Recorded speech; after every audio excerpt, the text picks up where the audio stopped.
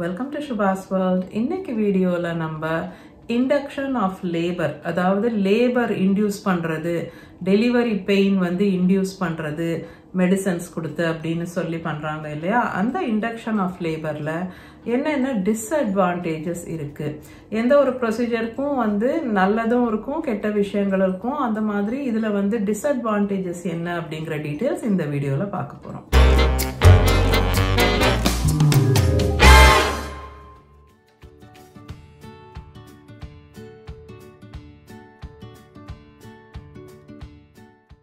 முக்கியமான டிஸ்க்ளைமர், நான் டாக்டர் இல்லை ஹெல்த் கேர் ப்ரொஃபஷனல் கிடையாது. நான் இந்த வீடியோவில் ப்ரெசென்ட் பண்ணுற எல்லா விஷயங்களும் நான் என்னோட ப்ரெக்னன்சி டைமில் படித்து தெரிஞ்சுக்கிட்ட விஷயங்கள். அண்ட் ஒரு சில விஷயங்கள் வந்து இப்போ வியூவர்ஸ் கேட்கும்போது நான் அப்டேட் பண்ணிவிட்டு என்னோட இன்ஃபர்மேஷனை வீடியோஸாக இந்த மாதிரி ப்ரெசென்ட் பண்ணுறேன். இது எந்த விதத்துலேயும் மெடிக்கல் அட்வைஸ் கிடையாது. வீடியோட டீட்டெயில்ஸ்க்கு போகிறதுக்கு முன்னாடி ஷவுட் அவுட் டைம். முதல்ல இண்டக்ஷன் ஆஃப் லேபர் அப்படின்னா என்ன? லேபர் பெயின் தானாவே நேச்சுரலா வரத்துக்கு வெயிட் பண்ணாம அதுக்கு முன்னாடியே டாக்டர் கிட்ட போய் மெடிகேஷன்ஸ் எடுத்து ஆர்டிபிஷியலா பெயின் வரவழைக்கிறது, டெலிவரி பெயினை தூண்டுறது அப்படிங்கிறது தான் இண்டக்ஷன் ஆஃப் லேபர். இந்த இண்டக்ஷன் ஆஃப் லேபர் அப்படிங்கிறது வந்து ரொம்ப அவசியமானது சில சூழ்நிலைகள்ல. அதாவது குழந்தைக்கோ இல்ல அம்மாவுக்கோ இந்த பிரெக்னன்சி கண்டினியூ ஆகுறது வந்து ஆரோக்கியமானது இல்ல, அவங்க ஹெல்த்துக்கு வந்து அது பெனிஃபிஷியலா இல்ல அப்படின்ற மாதிரி சிச்சுவேஷன்ஸ்ல வந்து இந்த இண்டக்ஷன் ஆஃப் லேபர் அப்படிங்கிறது வந்து ஒரு வரப்பிரசாதம். அது வந்து ஒரு லைஃப் சேவிங் விஷயம் அண்ட் ரொம்பவே ஒரு ஹெல்ப்ஃபுல்லான விஷயமா இருக்கு. பட் அப்படி ஒரு சூழ்நிலை இல்லாத ஒரு பிரெக்னன்சில ஒரு natural healthy pregnancy, healthy baby, எந்த ரிஸ்க்ஸும் ப்ராப்ளம்ஸும் இஷ்யூஸும் இல்லை அம்மாவுக்கோ குழந்தைக்கோ அப்படிங்கிற ஒரு சூழ்நிலையில வந்து இந்த லேபரை இன்டியூஸ் பண்றோம், டெலிவரி பெயின் தானா வர வரைக்கும் வெயிட் பண்ண வேணாம் அப்படின்னு சொல்லி இன்டியூஸ் பண்ணும்போது அதை தான் வந்து அன்னெசசரி இண்டக்ஷன் ஆஃப் லேபர் அப்படின்னு சொல்றாங்க. எந்த சூழ்நிலையில வந்து இண்டக்ஷன் ஆஃப் லேபர் அவசியம் அண்ட் எது எதுல அவசியம் இல்லை அந்த டீடைல்ஸ் எல்லாம் ஆல்ரெடி நான் வந்து ஒரு வீடியோல போஸ்ட் பண்ணிருக்கேன். இண்டக்ஷன் ஆஃப் லேபர் அப்படிங்கிற அந்த வீடியோ எந்த சிச்சுவேஷன்ஸ்ல வந்து இது ரொம்ப பெனிஃபிஷியலா இருக்கு அண்ட் என்னென்ன மெத்தட்ஸ் இருக்கு, இந்த விஷயங்கள்லாம் நான் அந்த வீடியோல வந்து டீடைல்டா டிஸ்கஸ் பண்ணிருக்கேன். அந்த வீடியோவோட லிங்க் வந்து நான் டிஸ்கிரிப்ஷன் பாக்ஸ்ல கொடுக்குறேன். ஆல்சோ மேல வந்து நான் ஐ கார்டா கொடுக்குறேன். இந்த வீடியோ வந்து அன்னெசசரி இண்டக்ஷன் ஆஃப் லேபர் பத்தி.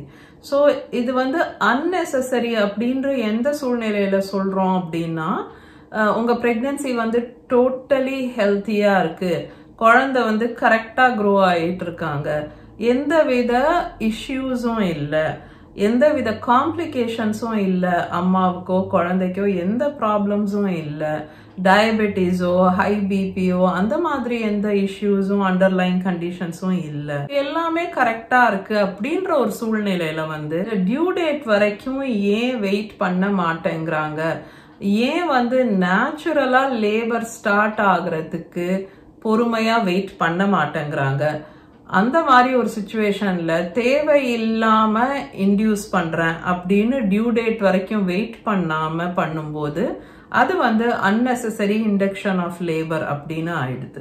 அன்னெசசரி இண்டக்ஷன் ஆஃப் லேபர்னு வரும்போது சில டிஸ்அட்வான்டேஜஸ் இருக்கு அண்ட் அதெல்லாம் என்ன அப்படிங்கிற டீடைல்ஸ் நம்ம இப்ப பார்க்கலாம். இண்டக்ஷன் ஆஃப் லேபர்னு வரும்போது உங்களுக்கு வந்து லேபர் வந்து ப்ரொலாங்டா இருக்கு அண்ட் அதிக பெயின்ஃபுல்லா இருக்கு. ப்ரொலாங்ட்னா என்ன? இருக்க வேண்டிய நேரத்தை விட அதிக நேரம் இருக்கு இந்த லேபர் பெயின் அப்படிங்கிறது. கான்ட்ராக்ஷன்ஸ்னு சொல்றோம் இல்லையா, அதுவும் வந்து ரொம்ப அதிக பெயினா இருக்கு. தாங்க முடியாத மாதிரி ஒரு பெயின்ல தான் அது ஸ்டார்டே ஆகுது லேபர். இப்ப நேச்சுரல் லேபருக்கும் இன்டியூஸ் லேபருக்கும் ஏன் இந்த வித்தியாசம் வருது அப்படின்னு பாத்தீங்கன்னா, லேபர் நேச்சுரலா ஆரம்பிக்கும் போது நம்ம உடம்புல கொஞ்சம் கொஞ்சமா கிராஜுவலா நிறைய சேஞ்சஸ் நடக்கும். கிட்டத்தட்ட 36 வாரத்துக்கு அப்புறமே சின்ன சின்ன சேஞ்சஸ் வந்து சில பேர் நோட்டீஸ் பண்றாங்க. அது வந்து நான் ப்ரீ லேபர் சிம்டம்ஸ் அப்படின்ற வீடியோல போஸ்ட் பண்ணிருக்கேன். நான் அதுவும் உங்களுக்கு டிஸ்கிரிப்ஷன் பாக்ஸ்ல தரேன் அண்ட் மேல ஐகார்டா கொடுக்குறேன். லேபர் கான்ட்ராக்ஷன்ஸ் ஆரம்பிக்கும் போது கூட ரொம்ப தள்ளி தள்ளி ஸ்டார்டிங்ல ரொம்ப லைட்டான பெயினோட, டாலரேட் பண்ணக்கூடிய பெயினோட தான் அது ஆரம்பிக்கும். அப்போ என்ன ஆகும்னா, நம்ம உடம்புல நேச்சுரலாவே வந்து பெயினை வந்து டாலரேட் பண்ணக்கூடிய அந்த எந்தெந்த கெமிக்கல்ஸ் எல்லாம் நேச்சுரலாவே கொஞ்சம் கொஞ்சமா வந்து ரிலீஸ் ஆக ஆரம்பிக்கும் நம்ம உடம்புல. ஸோ அப்போ வந்து அந்த பெயினை கொஞ்சம் கொஞ்சமா இன்டென்சிஃபை ஆகும்போது நம்மளுக்கு அதை டாலரேட் பண்ணக்கூடிய தன்மை வந்து பெட்டரா இருக்கும். ஆனா இண்டக்ஷன் ஆஃப் லேபர்ல என்ன நடக்குதுன்னா, உடம்பு ரெடியா இல்ல லேபருக்கு, குழந்தை ரெடியா இல்ல வெளியே வர்றதுக்கு. ஆனா அப்படி ஒரு சூழ்நிலையில திடீர்னு நம்ம வந்து ஆர்டிபிஷியலா பெயினை தூண்டுறதுக்கான மெத்தட்ஸ் ஆரம்பிக்கும் போது திடீர்னு அந்த மெடிகேஷன்ஸ் வந்து ஸ்ட்ராங்கா கான்ட்ராக்ஷன்ஸ் வரத்துக்கோ இல்ல ஸ்ட்ராங்கா சேஞ்சஸ் சர்விக்ஸ்ல நடக்கிறதுக்கோ நம்மளோட உடம்ப தூண்டும் போது அந்த வலி வந்து ரொம்பவே அதிகமா இருக்கு நேச்சுரலா இருக்கக்கூடிய வலியை விட அப்படிங்கிறாங்க. ஸோ எந்த ஒரு ப்ரிப்பரேஷனும் உடம்புல நடக்காம நம்ம ஆர்டிபிஷியலா அதை லேபருக்கு தூண்டும் போது அந்த லேபரும் ரொம்ப லாங்கா, ரொம்ப ட்ரான் அவுட்டா, ரொம்ப நேரத்துக்கு இல்ல நாள் கணக்குல லேபர் பெயின்ல அவங்க கஷ்டப்படுற மாதிரி ஆயிடுது. ரெண்டாவது டிஸ்அட்வான்டேஜ் என்ன அன்னெசரி இண்டக்ஷன் ஆஃப் லேபருக்குன்னு பாத்தீங்கன்னா, இன்க்ரீஸ்ட் சிசேரியன் ரிஸ்க். தேவையில்லாத அன்னெசரி சிசேரியனுக்கு நீங்க தள்ளப்படலாம் இண்டக்ஷன் ஆஃப் லேபர் ஒர்க் பண்ணாம போனா. ஸோ உங்களோட உடம்ப வந்து ரெடியா இருக்கோ இல்லையோ ஆர்டிபிஷியலா லேபருக்கு தூண்டும் போது சில பேருக்கு வந்து இண்டக்ஷன் ஆஃப் லேபர் ஒர்க் பண்ணாம போலாம். ஏன்னா அவங்க உடம்பு ரெடியா இல்லை, இண்டக்ஷன் ஆஃப் லேபர் வந்து ஹெல்ப் பண்ணல, ப்ரோக்ரஸ் பண்ணலன்னா அவங்க ஒரு மெத்தட்ஸா ட்ரை பண்ணுவாங்க அண்ட் எந்த மெத்தடும் ஒர்க் பண்ணல. அதனால நம்ம இப்போ வந்து சிசேரியன் தான் நம்மளுக்கு ஒன்லி சாய்ஸ் அப்படின்ற மாதிரி ஆயிடும். இன்டியூஸ் பண்ணும்போது லேபர் வந்து நேச்சுரல் லேபர் மாதிரி அப்படியே கொஞ்சம் கொஞ்சமா ப்ரோக்ரஸ் ஆயிட்டே போகும். ஒரு சீரா அந்த ப்ரோக்ரஸ் இருக்கும் அப்படின்னு சொல்லி எந்த கேரண்டியும் இல்லை. சில சமயம் வந்து அந்த மெடிகேஷனோட டோஸ் வேர் அவுட் ஆன உடனே அந்த லேபர் வந்து அப்படியே ஸ்டால் ஆயிடும், லேபர் பெயின் போயிடும் அண்ட் சில பேர் வந்து திரும்ப எனக்கு கான்ட்ராக்ஷன்ஸ் இல்ல, லேபர் ப்ரோக்ரஸ் ஆக மாட்டேங்குது அப்படின்ற மாதிரி ஒரு சிச்சுவேஷன்ல வந்துடுவாங்க. ஸோ லேபர் ப்ரோக்ரஸ் ஆகலைன்னா என்ன பண்ண முடியும்? அப்போ சிசேரியன் தான் பண்ணணும், வேற வழி இல்லை அப்படின்னு சொல்லிட்டு உங்களுக்கு சிசேரியன் பண்ணிடுவாங்க. இல்லனா நீங்க வேற வேற மெத்தட்ஸ் ட்ரை பண்ணி அந்த பெயின்ல வந்து நீங்க எக்ஸாஸ்ட் ஆகி நீங்களே கூட எனக்கு சிசேரியன் பண்ணிடுங்க அப்படின்ற ஒரு மென்டாலிட்டிக்கு வந்துடுவீங்க. மூணாவது டிஸ்அட்வான்டேஜ் வந்து ஃபீட்டல் டிஸ்ட்ரெஸ். அதாவது குழந்தைக்கு வந்து ஸ்ட்ரெஸ் ஆகுறதுக்கு சான்சஸ் இருக்கு. ஃபீட்டல் டிஸ்ட்ரெஸ்னு எதை சொல்றாங்க அப்படின்னா, குழந்தைக்கு வந்து அந்த லேபரோட ஸ்ட்ரெஸ்ஸை வந்து ஹேண்டில் பண்ண முடியாம குழந்தைக்கு வந்து கஷ்டமா இருக்கும், ஸ்ட்ரெஸ்ஃபுல்லா இருக்கும். ஸோ அந்த மாதிரி ஸ்ட்ரெஸ்ஃபுல் சிச்சுவேஷன்ஸ்ல சம்டைம்ஸ் குழந்தைக்கு வந்து ஹார்ட் ரேட்டும் குறையறதுக்கு இல்ல இறங்குறதுக்கு சான்சஸ் இருக்கு. இது எதனால நடக்குது அப்படின்னு பாத்தீங்கன்னா, லேபரை இன்டியூஸ் பண்றதுக்கு யூஸ் பண்ற விஷயங்கள் வந்து சில சமயம் யூட்டரஸ், அதாவது கர்ப்பப்பையை வந்து ஹைப்பர் ஸ்டிமுலேட் பண்ணிடுது.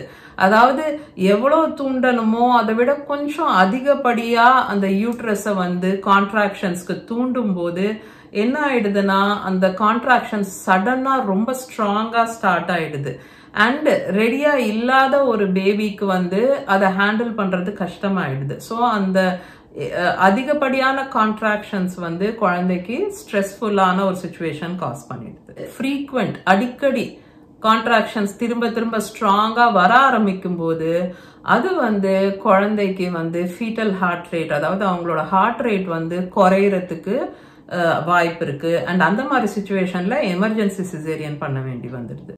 Next disadvantage postpartum haemorrhage. போஸ்ட் பார்ட்டம்னா என்ன? டெலிவரிக்கு அப்புறம் இருக்கக்கூடிய டைம், ரைட்? ஸோ டெலிவரிக்கு அப்புறம் உங்களுக்கு வந்து அந்த நஞ்சு கொடி பிளசண்டா பிரிஞ்ச அப்புறம் உங்களுக்கு வந்து ப்ளீடிங் இருக்கும் இல்லையா? டெலிவரிக்கு அப்புறம் அது எல்லாருக்குமே தெரியும்.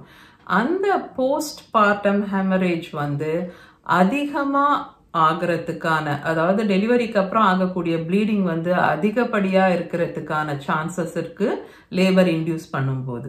ஏன்னா எகெயின் யூட்டரஸ் வந்து இயற்கையா கான்ட்ராக்ட் ஆகும்போது ஆகிற மாதிரி கான்ட்ராக்ஷன்ஸ் இருக்காது இல்லையா, நீங்க வந்து லேபரை இன்டியூஸ் பண்ணும்போது. ஸோ அதுதான் காரணம் இந்த அதிகப்படியான ப்ளீடிங் ஆகக்கூடிய ரிஸ்க் வர்றதுக்கு. Next disadvantage assisted birth.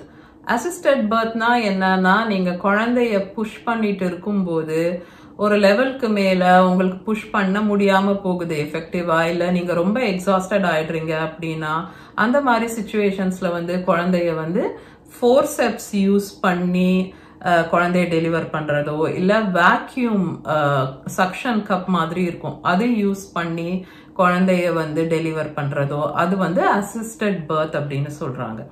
So அந்த மாதிரி அசிஸ்டட் பர்த்கான ரிஸ்க்ஸும் வந்து இன்க்ரீஸ் ஆகுது இண்டக்ஷன் ஆஃப் லேபர் பொறுத்த வரைக்கும்.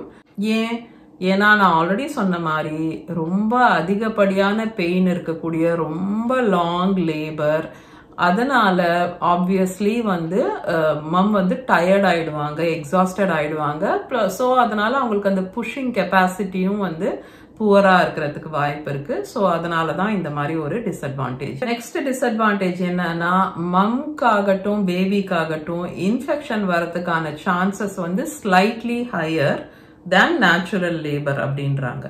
எதனாலன்னு பாத்தீங்கன்னா, வேற வேற இண்டக்ஷன் மெத்தட்ஸ் ட்ரை பண்ணும்போது நீங்க நிறைய தடவை வந்து சர்விக்ஸையோ யூட்டரஸையோ வந்து நீங்க செக் பண்ண வேண்டிய அவசியம் வந்துருது, டாக்டர்ஸ் ஆகட்டும் நர்சஸ் ஆகட்டும். ஸோ அந்த மாதிரி ஏதாவது ஒரு ப்ரொசீஜர் பண்ணிட்டு இருக்கதும் சர்விக்ஸ்ல சேஞ்சஸ் வருதா, லேபர் ஒர்க் ஆகுதா, சர்விக்ஸ் ஓப்பன் ஆகுதான்னு அப்பப்ப திரும்ப திரும்ப இன்டர்னல் எக்ஸாம் பண்ணிட்டு இருக்கதும் வந்து குழந்தைக்கோ இல்ல அம்மாவுக்கோ இன்ஃபெக்ஷன் வரதுக்கான வாய்ப்பை வந்து அதிகம் பண்ணிடுது அப்படின்றாங்க. நெக்ஸ்ட் டிஸ்அட்வான்டேஜ் வந்து சில குழந்தைங்கள்ல வந்து ப்ரீமெச்சூர் பேபிஸ்க்கு இருக்கக்கூடிய சில இஷ்யூஸ் இருக்கலாம். எஸ்பெஷலி அவங்க வந்து ரொம்ப ஏர்லியாவே இன்டியூஸ் பண்ணிட்டாங்க அப்படின்ற மாதிரி ஒரு சிச்சுவேஷன் இருந்ததுன்னா, அந்த மாதிரி டைம்ல வந்து குழந்தை வந்து நேச்சுரலா ரெடியா இல்லையா டு பி பார்ன். ஸோ ரொம்ப ஏர்லியா எஸ்பெஷலி 37 வீக்ஸ்க்கு முன்னாடி இருக்கக்கூடிய ஸ்டேஜஸ்ல இந்த மாதிரி அன்னெசரியா இன்டியூஸ் பண்ணிட்டாங்க லேபரை அப்படின்னு சொன்னா, அப்போ குழந்தை பிறக்கும் போது அவங்களுக்கு வந்து ப்ரீமெச்சூர் பேபிஸ்க்கு இருக்கக்கூடிய சில இஷ்யூஸ் இருக்கலாம். Next disadvantage uterine rupture. இது வந்து ரொம்ப ரேர் அண்ட் இது எந்த மாதிரி சிச்சுவேஷன்ஸ்ல நடக்குதுன்னா, விபிஏசி ட்ரை பண்றாங்க, அதாவது முதல் டெலிவரி வந்து சிசேரியன் ஆயிருக்கு, இல்லைன்னா இதுக்கு முன்னாடி யூட்டரஸ்ல வந்து ஏதாவது சர்ஜரி நடந்திருக்கு, யூட்டரஸ்ல வந்து ஸ்டிச்சஸ் போடுற மாதிரி ஏதாவது ஒரு சிச்சுவேஷன் இருந்திருக்கு அண்ட் அப்படிப்பட்டவங்களுக்கு வந்து லேபரை இன்டியூஸ் பண்றாங்க அப்படின்னா, அந்த சடன் ஸ்ட்ராங் கான்ட்ராக்ஷன்ஸ்னால யூட்டரைன் ரப்சர், அதாவது யூட்டரஸ் வந்து அந்த தையல் போட்ட இடத்துல வந்து அது ஓப்பன் ஆயிடுறதுக்கு, ரப்சர் ஆகிறதுக்கான அந்த ரிஸ்க் இருக்கு.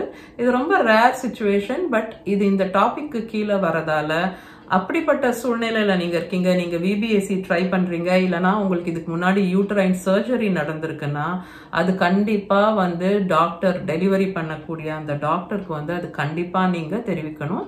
ஓகே, ஸோ இந்த வீடியோக்கு அவ்வளோதான். உங்க எல்லாரும் இன்னொரு வீடியோல மீட் பண்றேன். Until then, take care.